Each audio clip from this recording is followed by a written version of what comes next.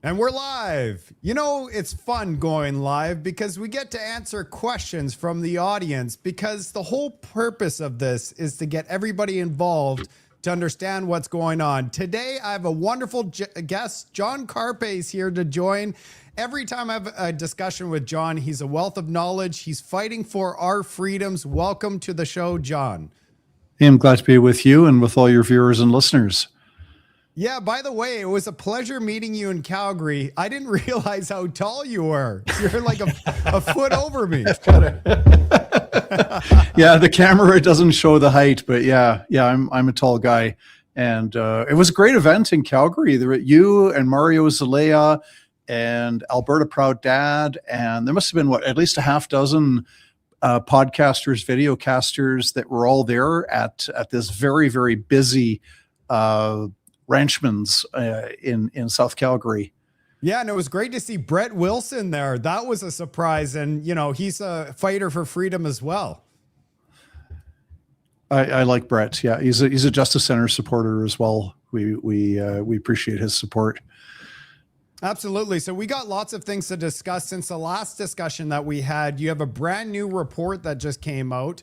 And I'll just bring it onto the screen so people could know what it is. And then we're going to have some discussion about it. So this report is about privacy, the privacy collapse, Canada's expanding surveillance state.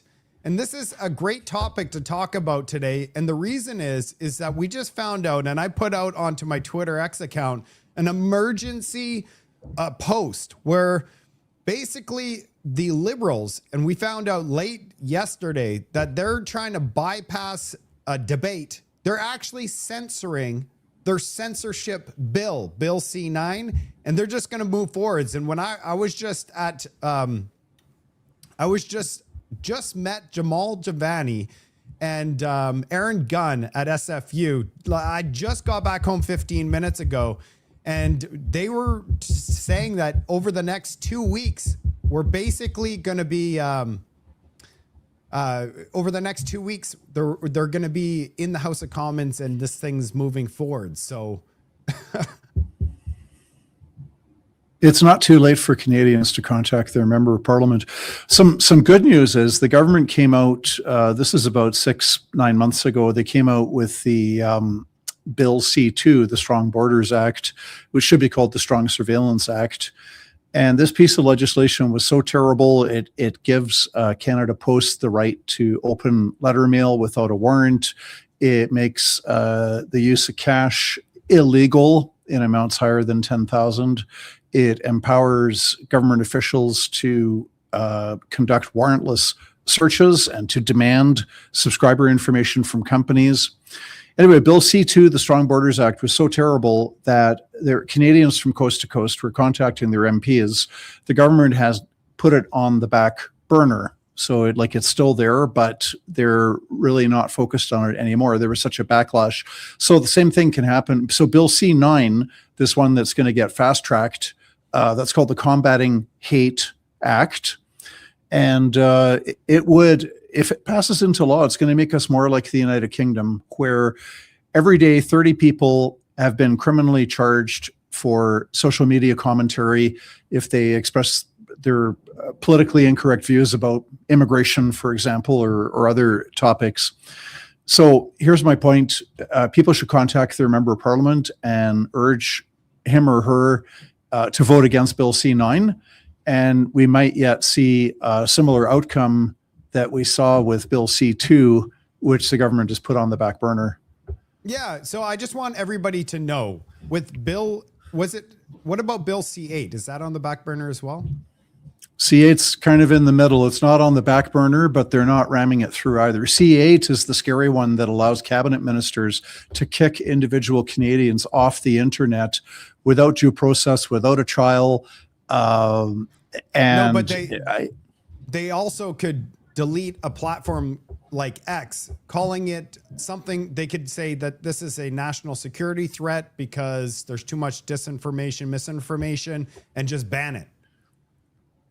With the current wording, yes. I mean, they've denied that. They've said, no, no, no, no, no, no, no. Bill C-8 is about cyber security and protecting Canadians from cyber attacks. And so we would use that power to, shut down a social media or kick a Canadian off the internet. We would only use that in relation to, fraudsters, hacking, cybersecurity. We would not use it to respond to speech that we disagree with, that we denounce as misinformation. We wouldn't use it for that purpose. Okay, fine. If that's true, they should amend that act, and it's been suggested to them by some opposition MPs. Change Bill C-8 and spell out there that it will not be used to go after Canadians over the contents of what they say. But as far as I know, so far, that amendment has not been added. So it's a very dangerous law, because they could say, well, if you're spreading disinformation as defined by the Liberal cabinet, then we can kick you off the internet, because disinformation is a security threat. So I just want everybody to know, your letters actually make a difference. So I just spoke to Aaron Gunn and Jamal Javani, and they said, yeah, we look at our inboxes and we see the letters and we see the sentiment, and they check it. They actually check their emails. They check their inboxes. So if they got like 10,000, 50,000, 100,000 letters from Canadians saying Bill C-9 is a full stop, I will not vote for you if you go forwards. And it doesn't matter who it is. If it's conservative, whoever, you say, if you don't stop this thing, say it's a conservative, you're like, I won't vote for you next election. They're going to be more vocal about it. I know a lot of them are vocal, but we need them to be fighting hard, because we already have anti-hate bills. They just need to impose them. What they want to do is jail people for creating a meme online, and that's a 2-year jail sentence. And all they have to do, if we look back at the Freedom Convoy, is you take a few people, throw the entire book down on them, and then it's it. Nobody's going to be posting anything online. It's going to be self-monitoring yourself. So people are going to be terrified to say anything because they saw their neighbor get in trouble, right? Is that not wrong? This is the scary thing. It's that chilling effect where, most people just get scared and they start self-censoring. So it's already a problem now, but it could get a lot worse, right? If Bill C-9 passes, one of the things it does is it removes a current requirement whereby the Justice Minister has to approve of any hate speech prosecution that moves ahead. So it's not just local police, local Crown prosecutors that decide, but if the local police, local prosecutors want to prosecute a Canadian for hate speech, they need the permission of the Attorney General or the Justice Minister. So it's kind of a review process. It's a sober second thought. It helps to ensure that we don't get local police responding to local complaints. So Bill C-9 would get rid of that requirement for a review process. And so you're going to see an awful lot more hate speech prosecutions all over Canada, because the local police and prosecutors can just decide on their own. If they receive a bunch of complaints about somebody's social media commentary, they can go knock on that person's door. That's what happens in the United Kingdom. Police come and knock on your door, and if they don't charge you criminally, they say, hey, we're just here to warn you. We've noticed your comments on X, and we think they're inappropriate. You need to tone it down. And that's not the kind of country I want to live in, where, I want police to target real crime, like, maybe impaired driving and the theft and murder and rape and assault and break and enter. I don't want police knocking on my door because somebody felt offended by something I said on X.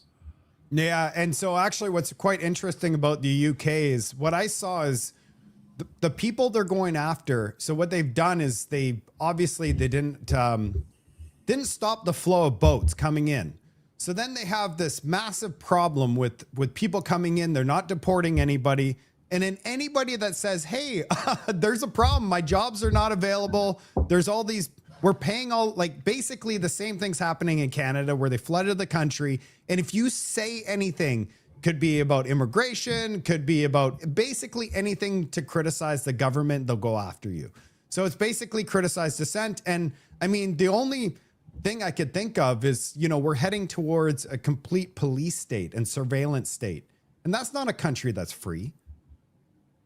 Well, this is the scary thing about, okay, so Bill C2, it is on the back burner thanks to Canadians contacting their members of parliament, but it has provisions in there to give all kinds of government officials, not just police, the right to demand subscriber information from companies. And so it expands the knowledge that government has. So that's pretty scary with Bill C2, the Strong Borders Act. And then you get along with that the C8, the Cybersecurity Act, where cabinet ministers can kick Canadians off the internet. We got a taste of it. Well, two tastes. One is during the time of vaccine passports. You could see how powerful government is and how government uses technology.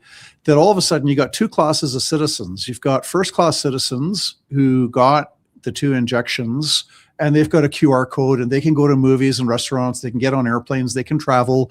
They are first class. They can visit their elderly parents in nursing homes. They can go to funerals. They are first-class citizens. And then using the technology, other people are second-class citizens. They didn't get 2 injections. They can't go to movies, restaurants, gyms. They can't get on an airplane or even a train.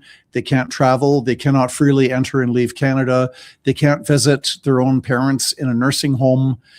And now my point here is not to argue about, whether it was right or wrong. I mean, I've got my opinion on it, but the point I'm trying to make is look at the technology that was there. Okay, whether you agreed with the vaccine passport or not, think about the technology that was there that the government used just like that. With the snap of a finger, we had first class and second class citizens based on a QR code, and everybody went along with it. All the business, well, not everybody, but most businesses enforced it. Most restaurants, most movie theaters, most gyms enforced the system.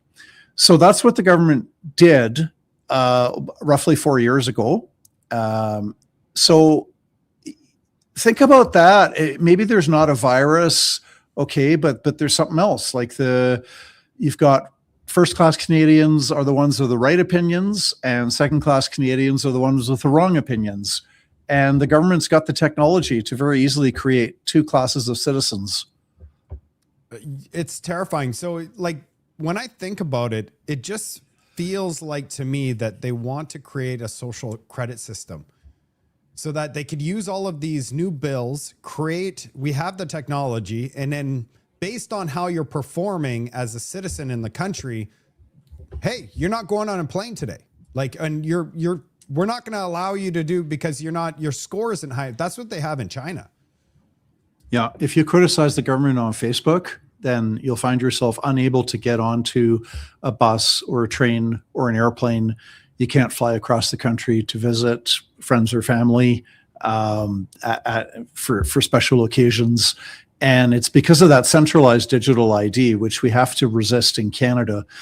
It's one thing for governments to have separate information on us. So maybe the doctors can access your medical files. A police officer who pulls you over for speeding can see whether or not you've got unpaid tickets or whether there's a warrant out for your arrest on criminal charges. But we don't want to be in a society where all that information is centralized, where the police can look at your medical records and where your doctor will know whether or not you've got a criminal record or whether you're getting a lot of speeding tickets. We got to keep that separate. And yet the tendency that these laws are taking us towards is a place like China's social credit system, where all of the information is centralized.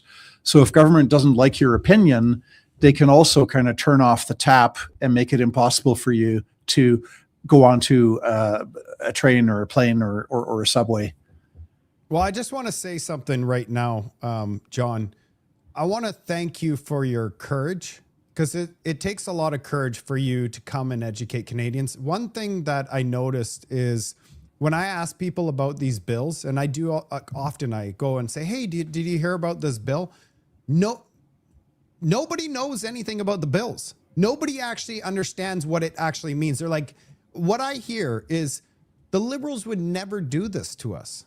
Never. I hear it all the time. And I'm no joke. They're like, and they think they're like, you know, you don't know what you're talking about. And I'm like, so someone like you is so valuable for us Canadians because you are a voice of teaching the public that these things are truly problematic and they're not.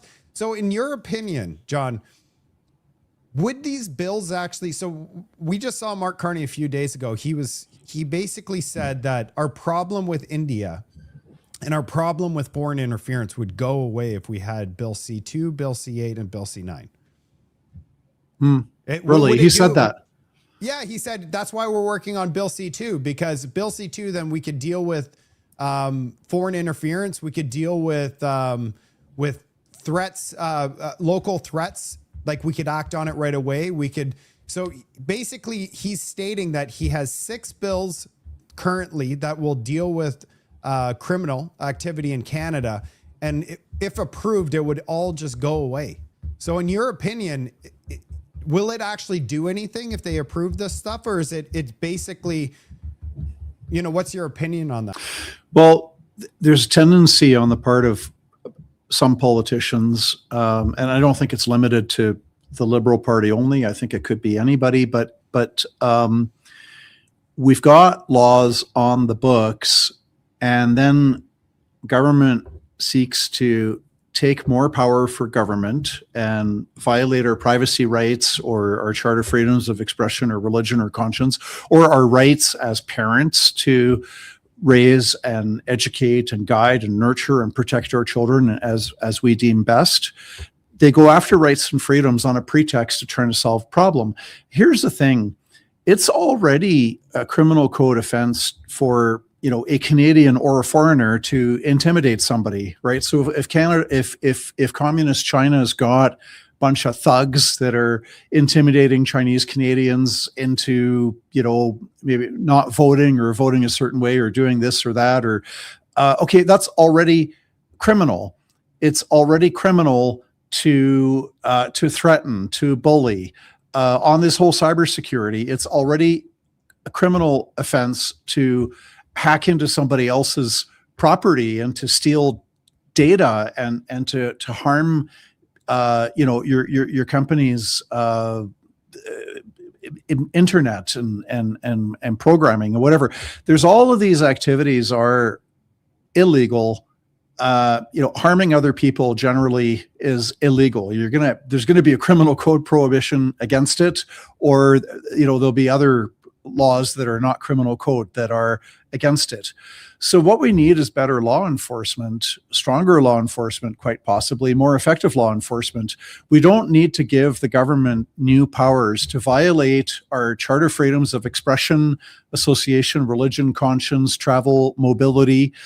We don't need a surveillance state. We don't need our privacy rights violated any further than what they already are. We don't need any of that, because all of the bad stuff that Mr. Carney wants us to be afraid of, that bad stuff is already criminal, all of it. So we don't need more laws. No, it just appears like they need to enforce the laws that are already here.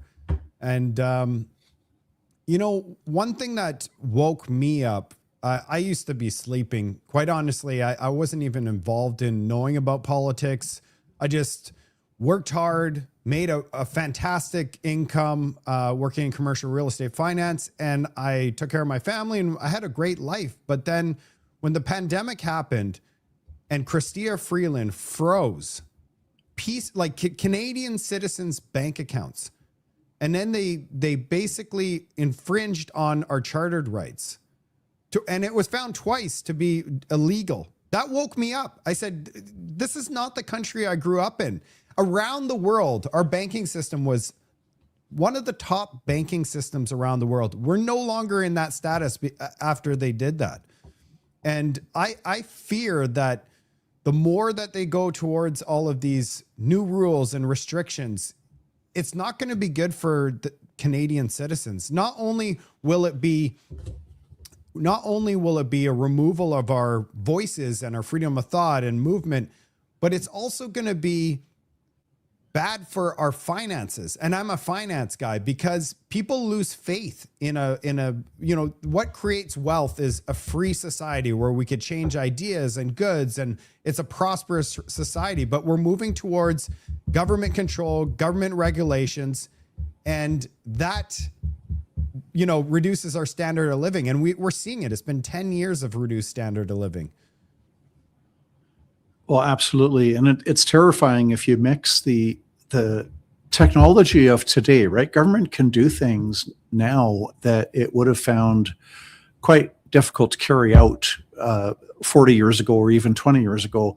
So the freezing of bank accounts, the government just in a heartbeat declares a national emergency, which is false, because we had one local peaceful protest in Ottawa when the Emergencies Act was invoked, and the border situation at Coutts, Alberta, Windsor, Ontario had been fully resolved. So we have a local protest in Ottawa, which the local police, hadn't been handling well, but they did have the capacity. Anyway, and all of a sudden bank accounts are frozen. The government orders the banks to turn private confidential information over to the government. Hundreds of Canadians are frozen out of their bank accounts just like that.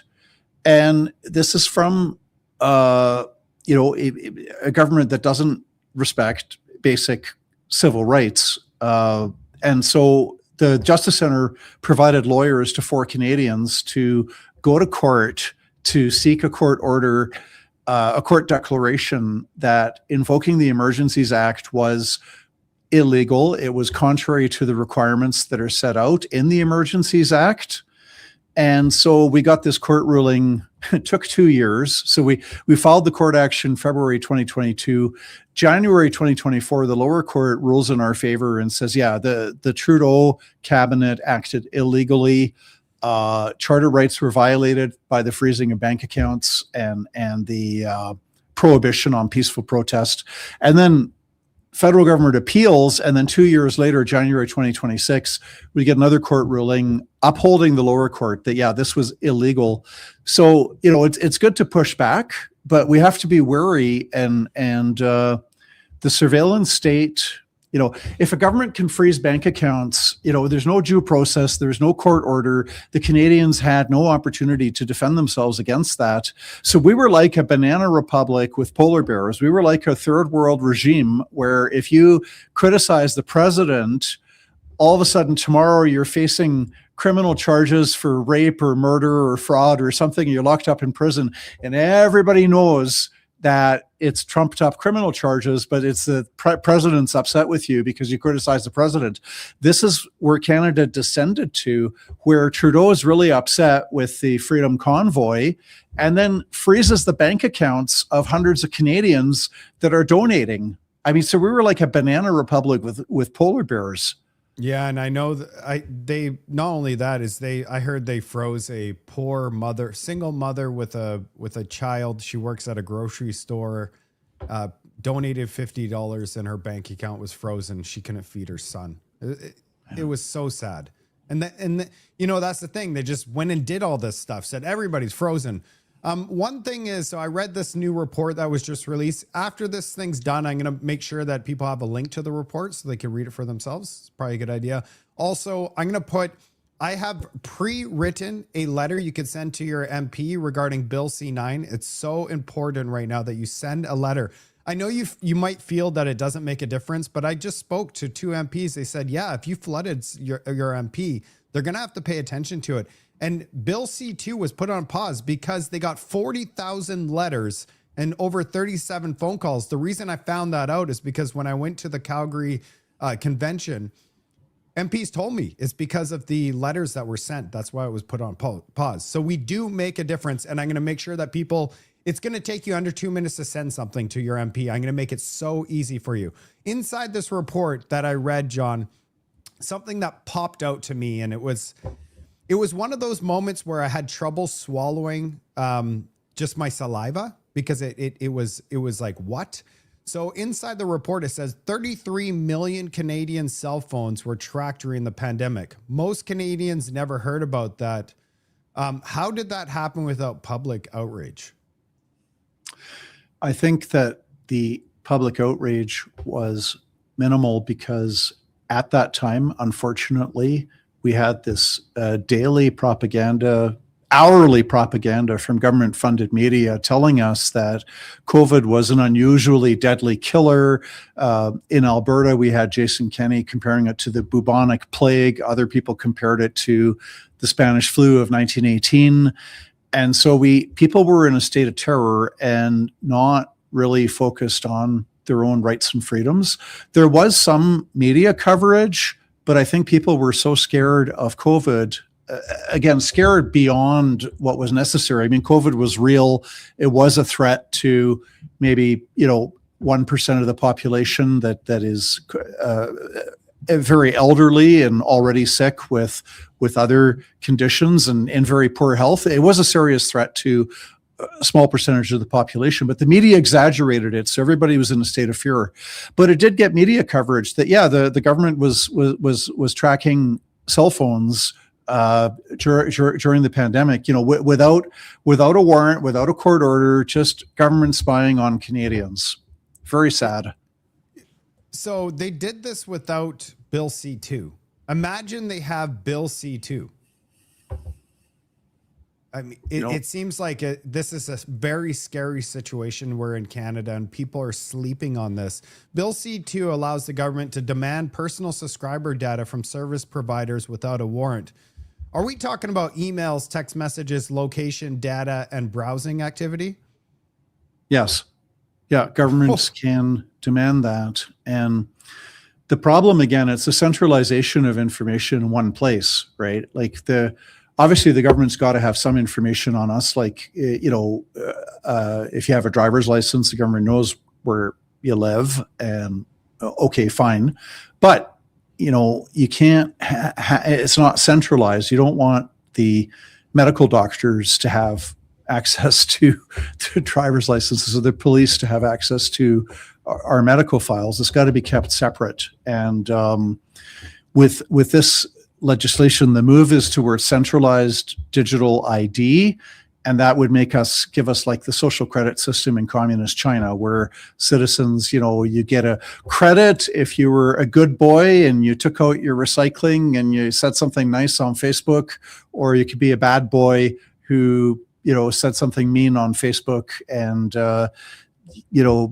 not a big fan of recycling, whatever. The government gets to micromanage. A government that knows everything about you is a government that can control you. A government that provides everything for you is a government that can take everything from you. And the worst atrocities, more people were murdered in the 20th century by their own governments than the number of people that died, number of soldiers that died on the battlefields during war. Well, So I didn't know that statistic, John. That's terrifying. it is terrifying. And don't get me wrong, I'm not an anarchist. I think there's a place for government. There's a role for government. We need government to fund, police service that is going to hopefully be impartial in just enforcing the law. We need the government to fund and manage a court system. So we have independent judges that are ruling on disputes between citizens. We need some highways and bridges. Like, there's definitely a role for government. I'm not an anarchist. However, governments like fire or like electricity, fire is nice if it's campfire within your control, but if it's spreading everywhere and burning your house down, it's a bad thing. Electricity is nice as a servant, but it makes a horrible master. Yeah, I mean, there needs to be some controls on the buttons. Like they shouldn't have unlimited power, especially when it comes to, I always say the stories. My grandfather fought in World War II. If he saw these bills and what's going on in this country, he's like, why did we all sacrifice? Like we sacrifice everything for this, for our freedoms. That's why they did it. So for us to be going backwards, it's unreal what's happening. Yeah, my grandparents as well were fighting in World War II. And well, this is the thing about freedom. Like each generation has to learn anew about how the free society works and why do we have these freedoms? Why should government respect our freedom of religion to practice our faith, or our freedom of conscience to live out our lives according to our deepest convictions, or freedom of peaceful assembly? Why should we have the right? Why should citizens have the right to gather together in person peacefully? These are things that are not being taught much in schools, and I think it's quite the opposite. There's a very biased perspective only about the good that government can do, without also teaching that government can be extremely dangerous, and that governments have killed more people than the number of soldiers dying on battlefields in the 20th century.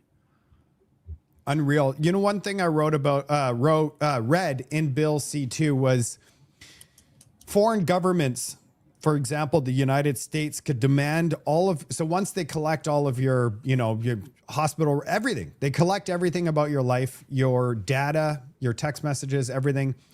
Any foreign government could request your data without just say, hey, I want Marc Nixon's data. And they don't even need to ask why, like the Canadian government. They just send everything about you to a foreign government. And I also heard that once it's gone forever. You can never retrieve it back, and they have access to everything about you. And that to me is an even more terrifying component of this entire bill is the part where they share it with other countries. But once it leaves our border, our government can't protect us anymore. So, for example, if you've ever criticized anything about the UK or said something like, somebody says, hey, this is for the liberal audience out there. If you ever criticize Donald Trump in any kind of way, then they could ask for I want you to search online for anybody that's ever criticized Donald Trump ever. They find your name, then they ask for all of your information, your health, your subscriptions, your text messages, everything about you. They send it to the United States, and it's gone forever, and Canada can't protect you anymore. So when you go to cross the border, and they go, yeah, you're no longer allowed to go to the United States. And you're like, what? I went to university. I've done everything right in my entire life. I've never broken the law in my entire life. I donate to charity. Some people go to church or whatever. You're just like a great person. You might just disagree with a few things, or you're like, you know what? I want to stand up for my country. I don't like what other countries are doing. And you just made a post about it. You just felt, hey, I want to share this with the world. That could result in you being inadmissible to the United States or other countries. And they don't even have to tell you why. So you don't even know they have your data. You're just like, yeah, you're done. You've been inadmissible and they won't have to justify why. You could be red flagged for the rest of your life. You'll never be able to retrieve that data anymore. And this is a part of the bill that I don't think many Canadians know about. I had to read the entire bill a few times so that I would be able to understand the bill. And that component in itself was one of those things where I was just, at first when I started reading the bill, I was like, wow, I really don't want the government to have all of these things about me all in one place. What if there's a breach? Even if you trust the government with all of your data, what you always hear, like you get an email. I get an email once every couple months saying, oh, your data is being leaked and now you have to protect yourself, and we're going to pay for the $50 or $60 for you to be monitored for the next 5 years because all your information is gone. And it's often to do with a government website. And so they have all this stuff. But now when I went a bit further and I found out about the information sharing across borders, and then once it's gone, that's the part where I thought the most extreme was the most extreme. And then that just blew everything off. The lid was gone. Yeah. Well, governments talk about cybersecurity and, protecting everybody from hackers and fraudsters and so on. And everybody supports those goals, of course. The scary thing is, if you put all the information in one place, I mean, sooner or later, it's only a matter of time. Somebody's going to be clever enough to hack their way in. So like currently, if you've got a separation of data, right? So you've got maybe like your credit card company knows about your spending, obviously, right? Because they get, the tracking your Visa, MasterCard expenses and how much money you're spending at different places. Okay, but that's one location. The government's got your driver's license and maybe your record, like if you've got, a bunch of speeding tickets. Your doctor's got a separate database. So there was a leak in British Columbia some years ago, right? All these health records were leaked. So yeah.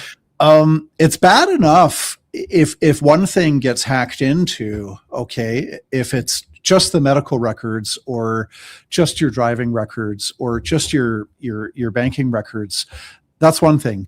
But if you've got all the data in one place, it's just so much worse, because sooner or later somebody's going to hack in and then they'll have everything on Marc Nixon. They'll have everything on John Carpay, because the government has moved in this direction of centralizing the information. So Canadians just have to be vigilant. And if we are passive and just sit back, we will end up like communist China with a social credit system where, if you criticize the government on Facebook or you say something politically incorrect on Twitter, all of a sudden you'll find yourself confined to your 15-minute city and you can't get on to an airplane, you can't travel, etc. The technology is there to have this tight, totalitarian, intimate control. So the government's controlling what you see, what you hear, what you think, what you believe, how you behave.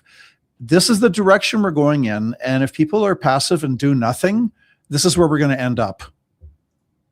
That's why I'm so happy that you came onto the show, John, because the work that you're doing, educating Canadians, is so important. Make sure you guys like this live stream. Start hitting that heart button, because it helps push it out to the algorithm so everybody could watch this, and share this video with somebody that that needs to see what's happening in this country. John, I have a question about what happens if they remove you from the network using Bill C-8. Will they even tell you why you were removed? No. There's an order issued. If Bill C-8 comes into force, a federal cabinet minister can issue an order to kick somebody off the internet. You would find out about it because all of a sudden you couldn't answer the internet, because the order would be directed against your internet provider, right? So whoever's providing your phone service, your internet, they would be told to kick you off. So you would kind of find out about it, but you wouldn't get a letter in the mail. You wouldn't get a warning. You wouldn't get an opportunity to defend yourself. Now, the order might also specify that you're not allowed to talk about it. So you can't go to let's say your best friend lives next door. You can't go and use his internet or his cell phone to go and tell the whole world that you've been kicked off the internet. And then you could go to court, but the problem with that is you need $50,000 or $150,000 to pay for lawyers to start a court action, to get a court order to reverse the minister's decision to kick you off the internet. That would cost tens of thousands of dollars, and it would leave you, it would take years for it to get through the courts, and there's no guarantee that you would win, because at the end of the day, the judge might agree with the government. So this is Bill C-8. Canadians need to contact their member of parliament because the federal government should not have the federal cabinet minister should not be able to kick individual Canadians off the internet. No, and you know what? I guarantee you there's people out there in the audience right now that's thinking, I have a VPN. I'm protected. I have all these different things that shield me from all of this. They don't even know who I am when I'm on the internet. Be warned, because I read inside your report that you have here, John, that says that the new bill would force companies to weaken their encryption. So that must mean that the government could demand a back door into your private communication. So even if you think you're encrypted, it sounds like they already thought about that and they're going to do something so that they could actually, doesn't matter what you do to protect yourself, they'll just get in. Yeah, Bill C-8's got a long list of different powers that the federal government would get to kind of infiltrate. It's not really the right word, but to tell companies what to do and to order companies to provide information to the federal government, all in the name of protecting us, right? This is the big pretext for censoring speech, right? It's like, well, we want to protect you from hate and protect you from misinformation, protect you from disinformation, protect you from discriminatory speech. We want to protect you. So in order to protect you, we're going to take away freedom of expression, but it's all for your own good.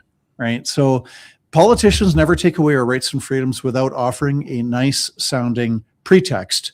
And this whole idea of keeping us safe from foreign and domestic terrorists that are going to mess with our internet infrastructure and our cybersecurity, it's powerful. I mean, and there's a big, it's true, right? It's rooted in truth. Like, of course, we want to protect, the Department of National Defense from foreign and even domestic terrorists or disruptors that would go in there and harm us. Like, of course, we want to protect our cybersecurity systems. Of course, we want to be protected from harm.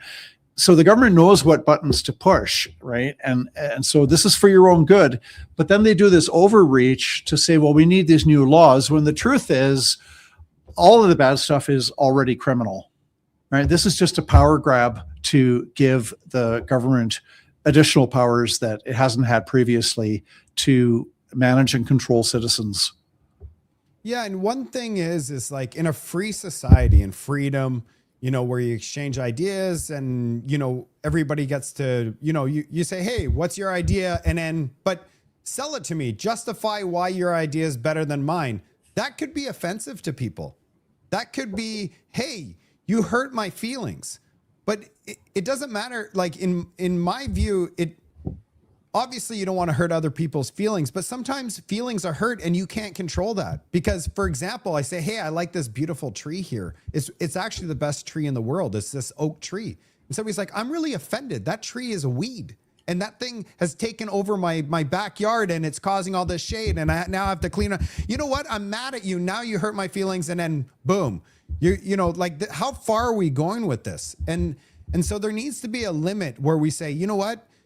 You should, if you say something and it offends somebody, the public in itself, like, for example, if you said something to somebody that for their gender or something like that, it's already not acceptable. And if you say something like that in public, other people, the public, they stand up and say, no, we don't accept that. And we're, as a community, we work together and say, yeah, we don't accept that. But for somebody to come in and start arresting somebody because you don't share the same opinion, this is gone. Like, our country would be gone.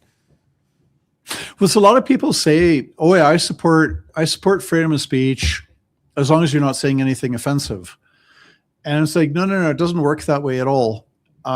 Because the freedom of speech, it means nothing if you can't go and stand on a street corner and tell society what they don't want to hear. Okay, you have to think about the great social changes. I mean, how did slavery get abolished? It was by anti-slavery people exercising their free speech rights, and it was very offensive to the slave owners. How did women get the vote? It was because there were men and women were using their free speech rights. But this was highly offensive at the time. I mean, today we take it for granted, of course women should vote. But 100 and something years ago, when women did not have the right to vote, some people were very offended by that. Anytime there's been any kind of a change, okay, it's people who are advocating for something. You get the people that are supporting the status quo. They're offended by what they hear. If you are against, let's say, fur coats, like you say that, we shouldn't kill animals to make fur coats. Okay, that's going to be offensive to a store owner who sells fur coats, or to a trapper that goes out and traps animals. Anytime you criticize something as unjust, you're indirectly attacking, whether you want to or not, you're attacking people who you say are perpetrating that injustice.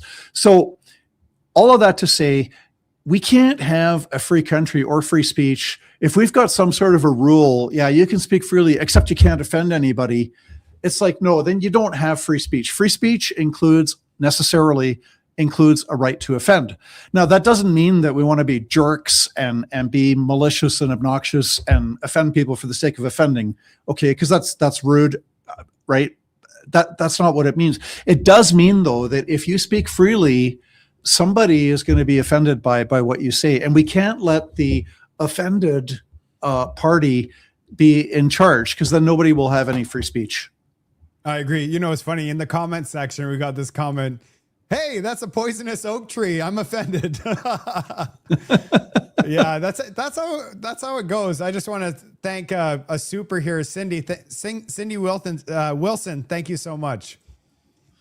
Yeah, you know, the thing is like, when I talk to people about this stuff, they don't believe it. They think that they're in shock. So my other question is, if these bills do get passed, and we're not going to allow it to pass, everybody send your MP emails, please. If that's one thing you're going to do, and it only takes a minute, I'm going to help people out with where they can find their MP so it's quick. I'll even write a shell of a write-up, so you just put your name in it and then send it. It takes under a minute. But realistically, Canadians, once they, once these bills, or if these bills do get approved, is there any digital privacy left in Canada? It's a bit by bit thing. Okay. So, for example, 2.5 years ago, the Parliament passed Bill C-11, the Online Streaming Act, and that gave the CRTC, the Canadian Radio, Television and Telecommunications Commission, legal authority over the internet. Previously, the CRTC had the power to regulate radio and television, but not the internet. So this expanded CRTC powers. Have we seen bad results of it yet? I would say no, but it's a step-by-step process. Like the CRTC might say first, if you have a podcast or a video cast, you need to register with us and just tell us who you are, give us an email address, and then that's it, nothing else, right? And then people will go, oh, well, that's not too bad. But then, a year later, they'll say, well, you're registered. You just have to fill out a short report. Don't worry, it'll just take you 2 or 3 minutes, just like a yes or no, answer a half dozen questions and fill out your annual report. Tell us a little bit about yourself. And people might go along with that. And then later on, it becomes, well, we just want to know, tell us a bit about your content. Do you have a lot of, Canadian content? Yes or no? We're not telling you what you can or cannot say. We're just trying to measure how much Canadian content you have. Right. And so it's like a bit by bit process. So look, if bills C2, C8, C9, God forbid, if all three of them get through, you're not going to see this radical change the following day. But bit by bit, you will see the impacts of it in the months and years that follow. So, well, that's why we're currently in British Columbia. We have the Musqueam land. They're saying, hey, we're not going to go after your land. But once, but that's the thing. Once it's approved, 10 years from now, 20 years from now, they could demand, based on the writing, they could demand taxes. So when you pay your property tax, some of it goes to the band.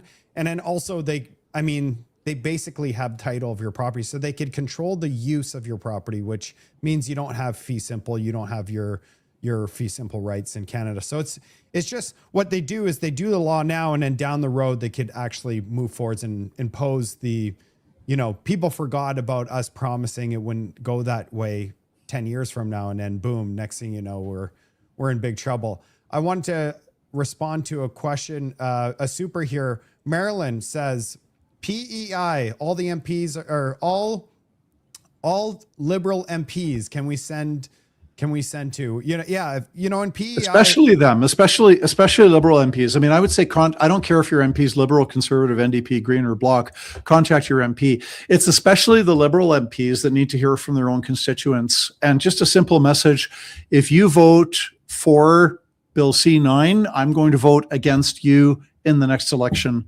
Simple message, and it's especially the liberals that need to hear that, because right now they're the ones that are, seem to be hell bent on just pushing this through. Absolutely. So I promised an hour stream. We got about 6 minutes left. I don't want to take too much of your time, John, but however, I do want to say first, obviously, thank you for taking the time to come onto the show. And the second thing is that don't be shy. I'd love to bring you back on.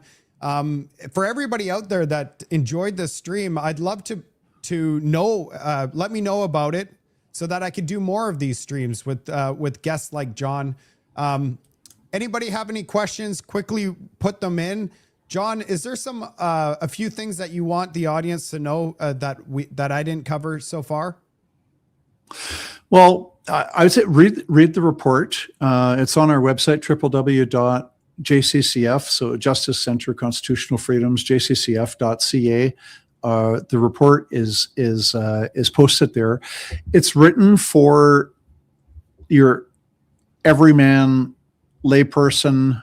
Okay, the author's Nigel Hannaford. He's a veteran journalist, and he's very good at writing for the public. I'm not really much of a technology guy, right? So I'm not, but I found the report really understandable and very enlightening to read, because it's written in a way that, if you're not super knowledgeable about technology, you can get through it.